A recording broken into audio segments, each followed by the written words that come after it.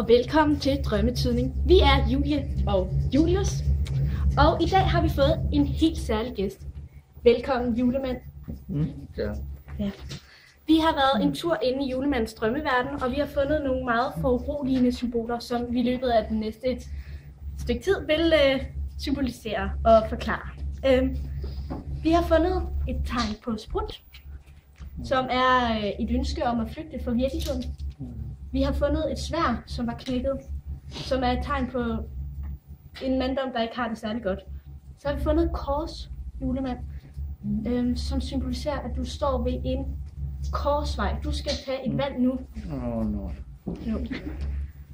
Og dit overjeg dominerer i det her. Du er tynget af dit overjeg og de normer, der ligger der.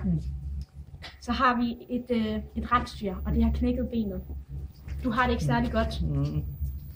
Så har vi et æble, som er et tiltrækkelse af underjeget. Så du har en kamp mellem dit overjeg og dit underjeg, samtidig med, at du skal tage et valg nu.